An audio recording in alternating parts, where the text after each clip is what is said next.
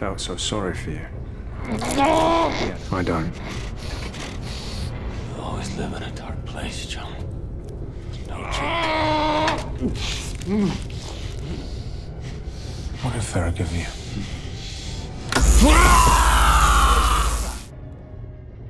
Torture to death. You will never beat us. Pergi ke hutan dikejar tapir, lari kenceng kesandung akar. Tonton video ini sampai akhir, lalu mari adu pantun di komentar. Halo Sobat Nobar, selamat datang di Nobar. Kembali lagi bersama saya Mamang Tobi yang kali ini akan membawakan film baru berjudul Chief of Station yang dirilis pada tahun 2024. Menceritakan tentang seorang mantan agen khusus yang melakukan balas dendam atas kematian istrinya. Namun dia harus berhadapan dengan mafia kelas kakap dan para agen khusus yang korup. Menariknya, hampir semua karakter di film ini sulit untuk dibedakan mana yang baik dan mana yang jahat. Kayak Tobrut tuh, yang baik dan yang jahat susah dibedain. Penasaran dengan keseruannya? So, tanpa berlama-lama lagi, siapkan mata, telinga, dan anu-anuan kalian semua. Mari kita nobar dan inilah Chief of Station.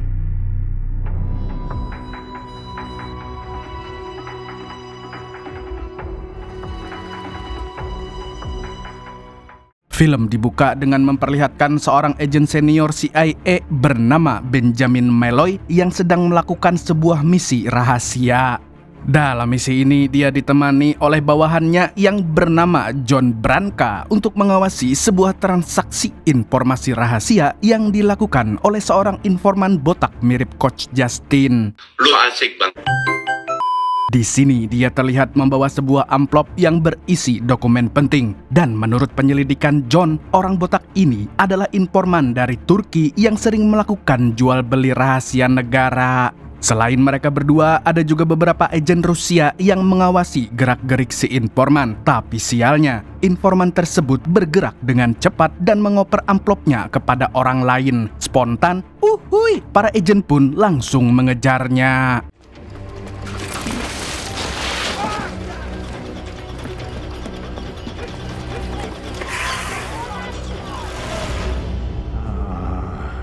Mantep juga nih oper-operan kayak tiki-taka.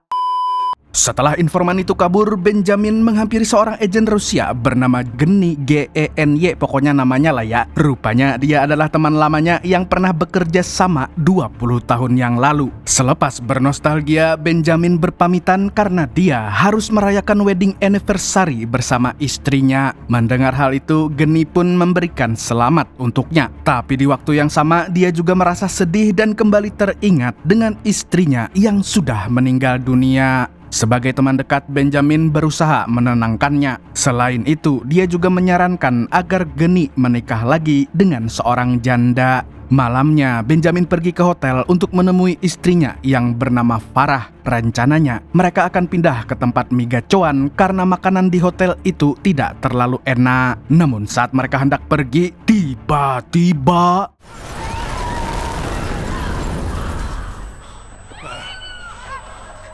akibat ledakan tersebut, ada banyak pengunjung hotel yang tewas, termasuk Farah. Dan sementara itu, Benjamin tidak kuasa menahan kesedihannya. 6 bulan kemudian, Benjamin memutuskan untuk rehat sejenak dari CIA dan sekarang dia berusaha keras untuk move on, tapi selalu dihantui oleh kematian istrinya. Bahkan saat dia belanja di Superindo pun, bayang-bayang Farah terus memenuhi kepalanya. Saat ini, keluarga yang dimiliki Benjamin hanyalah anaknya yang bernama Nick. Namun, Nick sedang traveling ke Eropa dan jarang menjawab telepon darinya. Alhasil, Benjamin pun terpaksa harus merasakan kesepian yang panjang. Di sisi lain, terungkap bahwa ternyata Nick tidak traveling untuk liburan saja, melainkan juga ngekos bareng pacarnya di Kroasia. Tampaknya, dia tidak terlalu peduli dengan sang ayah semenjak ibunya meninggal dunia.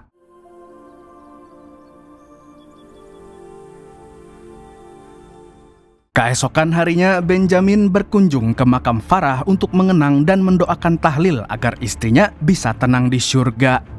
Kemudian dia dan pengacaranya pergi ke kantor CIA untuk membicarakan kematian istrinya. Di sini terungkap bahwa Farah adalah seorang agen CIA sama seperti Benjamin. Jadi kemungkinan besar kematiannya berhubungan dengan misi yang dijalankan pada waktu itu. Di tengah perbincangan, seorang agen menunjukkan sebuah foto seorang agen Rusia bernama Karon Tamarov, atau kita panggil saja dia Samidi karena track recordnya yang bikin saya geleng-geleng kepala. Dia adalah agen pembunuh bengis yang telah membantai puluhan agen NATO demi mengumpulkan informasi penting dari negara yang tergabung di dalamnya. Dan menurut CIA, Farah telah berkhianat dan bekerja sama dengan si Samidi ini. Mendengar itu, Benjamin pun marah besar karena istrinya adalah orang yang sangat setia kepada negara. Setelah keluar dari ruangan, dia bertemu dengan seorang deputi CIA bernama Williams. Di sini, dia menjamin bahwa CIA pasti akan membantu Benjamin dalam kasus kematian Farah. Selain itu, dia juga menyarankan agar Benjamin mendaftarkan Nick ke CIA sebab anaknya itu sangat ahli dalam bidang IT. Namun, agen senior ini tidak mau membahayakan nyawa anak satu-satunya.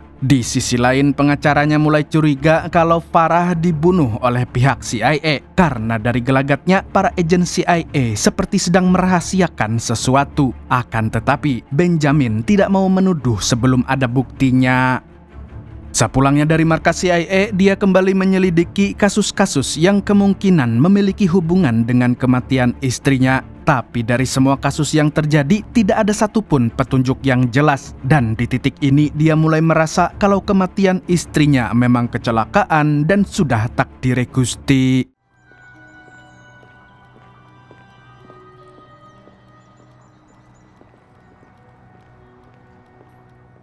Besoknya, Benjamin kembali mendatangi kantor CIA dan bertemu dengan mantan asisten Farah. Kemudian agen tersebut membantunya dalam mencari petunjuk tentang orang-orang yang berhubungan dengan Farah selama menjadi agen CIA. Mulai dari hacker, Badan Anti-Teroris Hungaria, Badan Intelijen Polandia, sampai Badan Keamanan Nasional Estonia. Tapi di antara semua agen itu, hanya ada satu orang yang masih aktif, yaitu the one and only Samidi. Wah, ini nih. Menurut asisten Farah, Samidi memang sangat mencurigakan. Dan sepertinya pihak Rusia juga terlibat dalam kasus pengeboman hotel yang menyebabkan Farah tewas. Namun Benjamin masih berusaha positive thinking karena dia kenal baik dengan ketua agen Rusia yang tidak lain adalah Geni.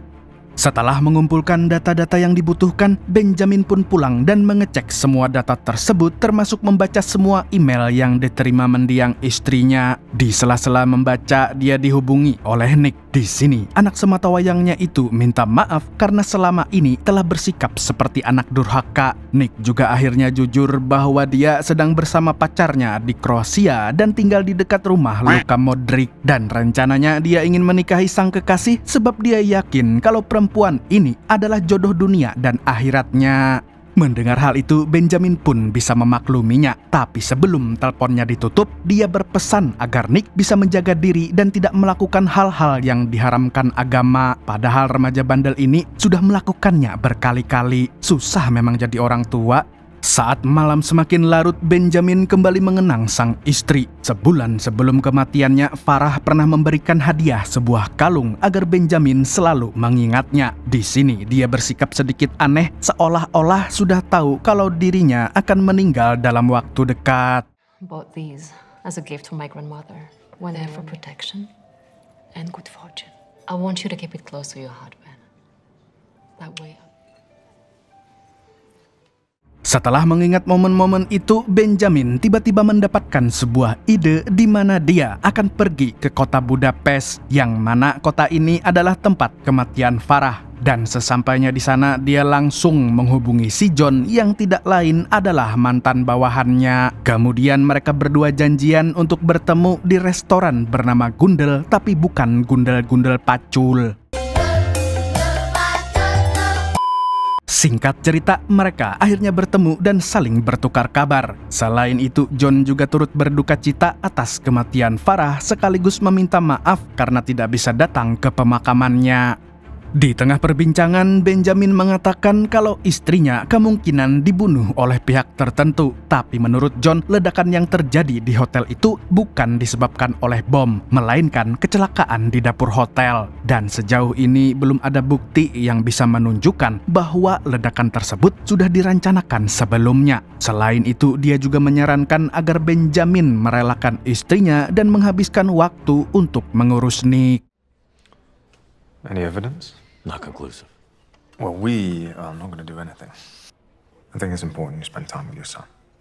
Meskipun begitu, Benjamin tidak akan berhenti sampai kebenarannya terungkap. Dan pada akhirnya dia memutuskan untuk kembali ke hotel tempat Farah meninggal dunia. Lalu sambil mengingat kejadian tragis itu, dia bertekad akan mengusut kasus ini sampai tuntas.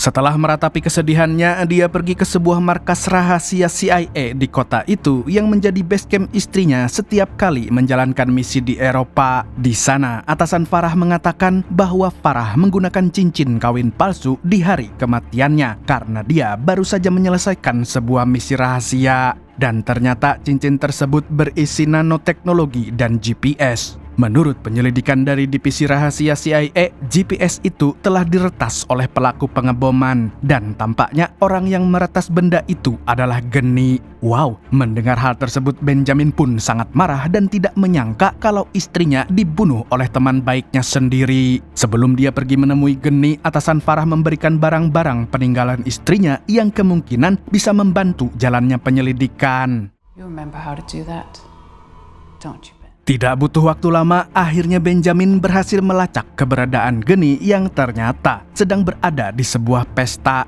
Melihat kedatangannya, Geni pun cukup terkejut seperti melihat sosok hantu. Tanpa banyak basa-basi, Benjamin langsung menyinggung tentang kematian istrinya. Sontak, Geni pun merasa dituduh sebagai pembunuh. Dan karena tidak terima, dia menyuruh bawahannya untuk mengusirnya saat itu juga. Alhasil, Benjamin tidak punya pilihan lain selain membrutal.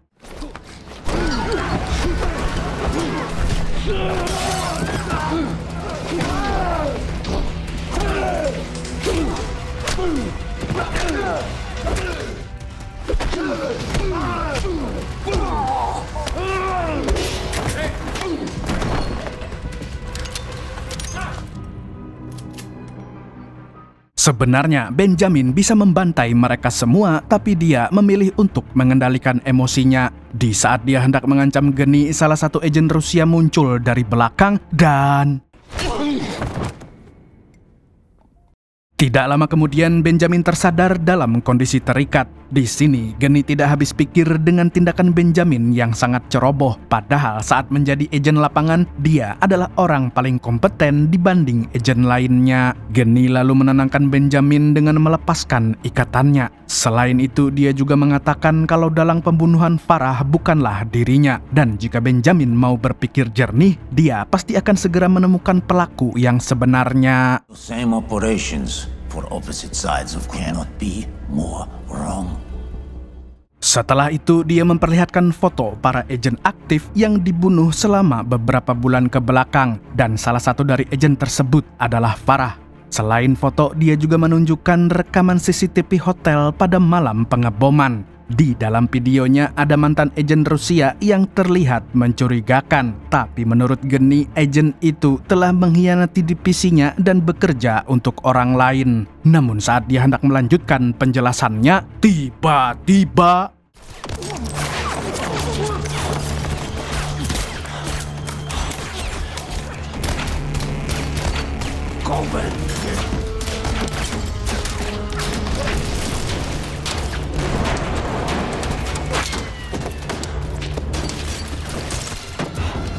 Braga, it's bad.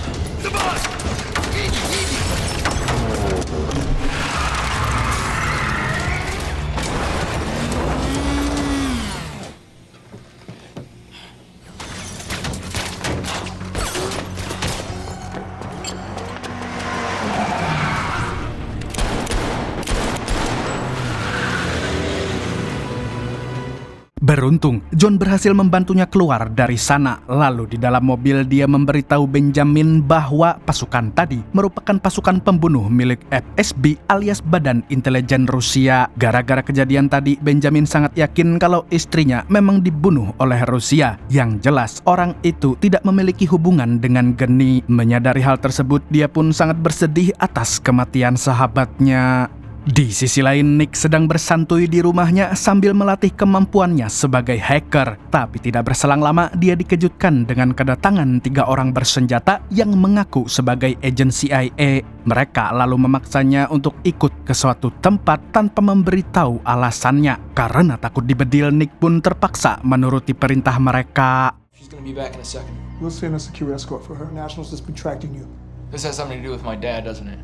I'm not... Go. What if I refuse?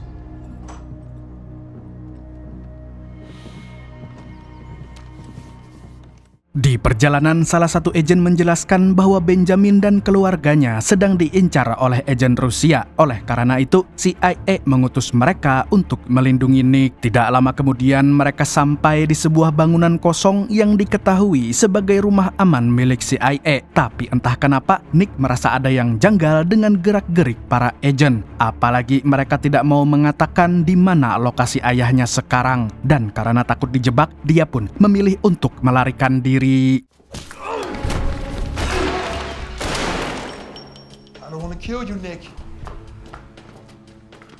Sialnya, para agen itu jauh lebih kuat dibanding dirinya. Alhasil dia pun tertangkap dengan sangat mudah. Di lain pihak, John mengajak Benjamin ke sebuah kapal yang merupakan tempat persembunyiannya selama ini. Sambil berlayar, John memberitahu hasil penyelidikan dari timnya mengenai pasukan yang menghabisi Geni dan kawan-kawan. Rupanya mereka bukanlah agen Rusia, tapi pembunuh bayaran yang disewa oleh perusahaan bernama Wagner Group. Dan setelah diselidiki lagi, perusahaan tersebut sedang mengincar sebuah informasi rahasia yang sebelumnya disembunyikan oleh Farah. Dari penjelasan itu, Benjamin akhirnya paham kenapa istrinya dihabisi. Kemudian John mengajaknya ke sebuah ruangan untuk menunjukkan sesuatu. Namun sesampainya di sana ada 3 orang yang menodongkan senjata rakitan Mamad Gunshop. Dan ternyata salah satu dari mereka adalah Samidi. Melihat itu, Benjamin pun tidak menyangka kalau John telah mengkhianatinya. Tidak hanya itu, di sini juga terungkap kalau dia adalah dalang di balik pembunuhan Farah serta orang yang mengirim 3 agen untuk menangkap Nick. Padahal CIA selama ini sangat yakin bahwa dalangnya adalah Samidi, tapi ternyata jamet Rusia itu hanyalah seorang minion.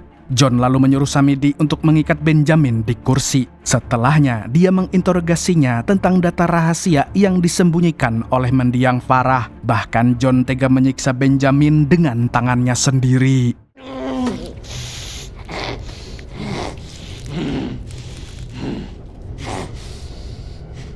What did Farah give you?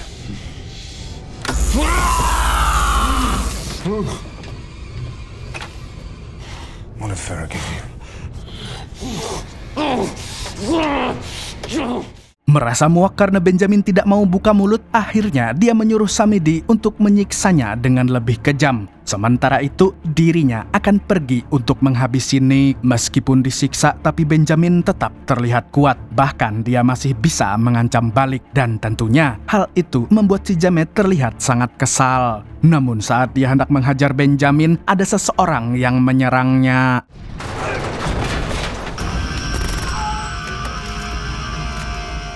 Rupanya, orang yang baru saja melumpuhkan Samidi adalah seorang agen bernama Christina. Wanita berambut gimbal seperti Korigor ini adalah musuh dari para pembunuh Farah. Akan tetapi, dia tidak mengatakan dari mana asalnya. Lalu tanpa pikir panjang, dia langsung melepaskan ikatan Benjamin, kemudian kabur sambil menghabisi para penjaga kapal.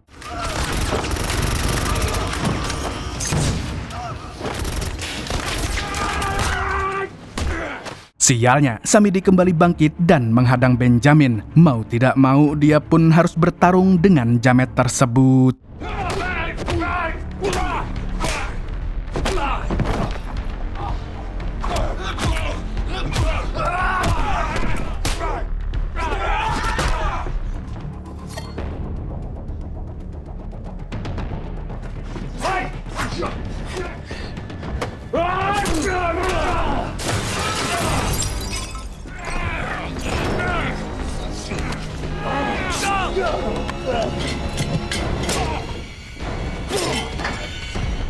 Setelah membunuh Samidi, Benjamin dan Christina pun pergi menggunakan sekoci. Sebelum menjelaskan apa yang sebenarnya terjadi, Christina memperkenalkan diri terlebih dahulu. Selain itu, dia juga mengatakan kalau Farah adalah teman baiknya dan sekarang dia akan membantu Benjamin dan Nick untuk keluar dari situasi berbahaya ini. Kemudian dia meminta Benjamin untuk menunjukkan kalung pemberian Farah karena ternyata kalung tersebut berisi kunci rahasia untuk masuk ke suatu tempat. Setelah itu, Christina mengajaknya ke tempat yang dimaksud. Lalu di tengah perjalanan dia menjelaskan bahwa Farah tewas gara-gara misi terakhirnya di mana dia berusaha mengungkap proses pencucian uang di Bank Sentral Rusia. Dan ketika mendapatkan bukti-bukti kejahatan tersebut, dia menemukan fakta bahwa negara yang terlibat ada banyak, termasuk Amerika dan Rusia itu sendiri. Selama proses penyelidikan, Farah dibantu oleh sejumlah informan, tapi mereka semua dibunuh dan hanya Christina yang selamat. Selain menjelaskan misi yang gagal itu, wanita ini juga mengatakan kalau Farah sengaja tidak memberitahu Benjamin karena tidak ingin melibatkan keluarganya. Di sisi lain, kita diperlihatkan dengan sosok Samidi yang ternyata masih hidup berkat aksi penyelamatan sutradara film ini. Dan sebelum membalas Benjamin, dia mendatangi Nick dan memberitahu kalau dia adalah salah satu orang yang telah membunuh ibunya. Sontak, Nick pun sangat marah dan ingin membalas dendam. Tapi sayangnya, dia tidak seperti ayahnya yang kuat dan jago baku hantam. You're not gonna get away with it. What was it she left for you and your father?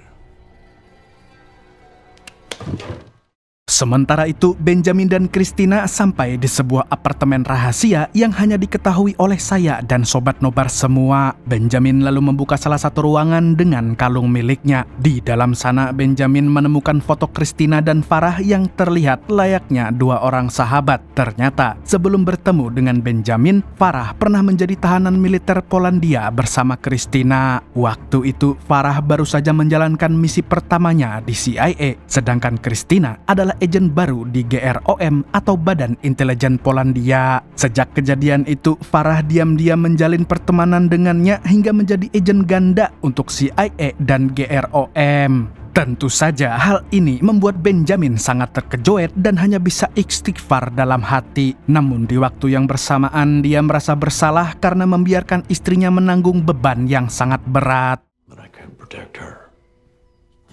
Tidak berselang lama, dia menemukan sebuah laptop yang berisi bukti kejahatan John, Samidi, dan antek-anteknya termasuk perusahaan Wagner Group. Di dalamnya terdapat informasi tentang rekening bank pencucian uang milik mereka. Dan yang lebih parahnya lagi, ternyata Williams juga terlibat dalam kejahatan tersebut. Seperti yang kita tahu, dia adalah deputi CIA yang botak dan sempat muncul di awal-awal cerita. Di momen ini, Benjamin merasa sangat kesal sebab dia telah menjadi bawahannya selama 20 tahun. Yang artinya, dia sudah lama dimanfaatkan demi kepentingan si Jamet. Tidak hanya itu, Williams juga tercatat sebagai salah satu pemilik Wagner Group. Tanpa berlama-lama, dia langsung menghubungi John dan menawarkan sebuah kesepakatan. Jika ingin data rahasia milik Farah, maka dia harus melepaskan Nick dalam keadaan utuh.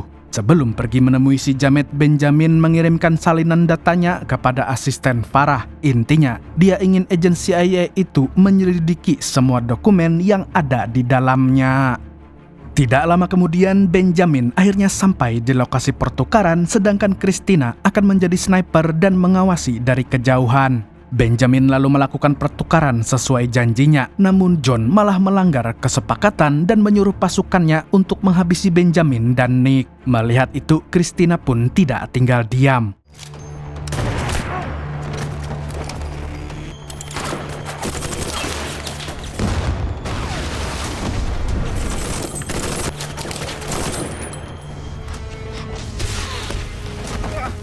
Di saat John kehabisan amunisi, Benjamin pun kembali mengambil laptop milik Farah kemudian pergi bersama Nick. Tidak tinggal diam, John dan Samidi langsung mengejar mereka berdua.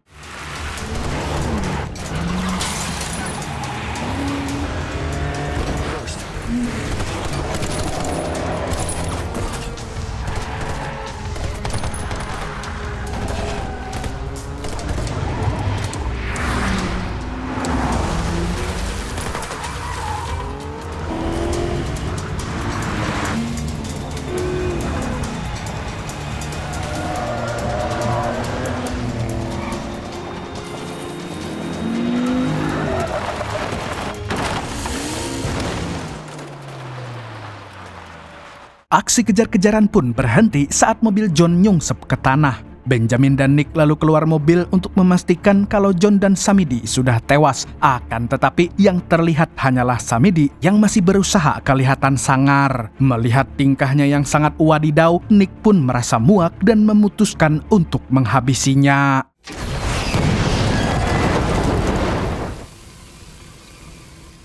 Setelahnya, mereka berdua pergi untuk menjemput Christina, tapi di sana mereka malah dihadang oleh John yang masih hidup. Mau tidak mau, Benjamin pun harus membrutal sekali lagi.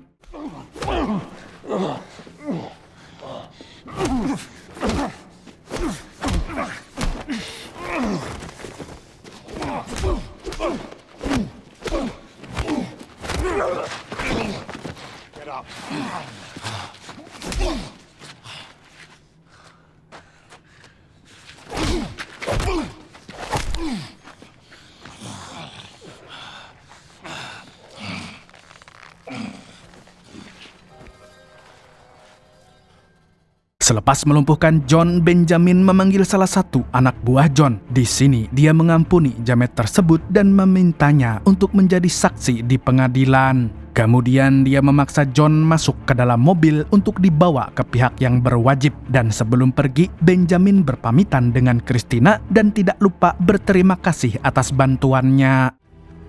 Don't be a stranger. Someone needs to keep an eye on you. Selanjutnya, dia menelpon asisten Farah dan menyuruhnya untuk memviralkan kelakuan Williams ke TikTok agar semua orang tahu bahwa dia adalah pejabat korup. Keesokan harinya, kabar tersebut pun viral di mana-mana dan pada akhirnya semua orang tahu bahwa dia adalah sosok di balik Wagner Group yang menyewa pembunuh bayarin untuk membunuh agennya sendiri. Alhasil, jamet botak ini pun merasa dipermalukan karena dia sedang mengadakan rapat bersama pejabat lain. Di tengah acara itu, ada seorang pria yang masuk sambil tepuk tangan. Dan tidak disangka-sangka, dia adalah Geni yang dibangkitkan lagi oleh sutradara. Karena kasus pencucian uang ini berkaitan dengan Bank Rusia, maka dia berhak untuk menangkap Williams dan antek-anteknya. This way.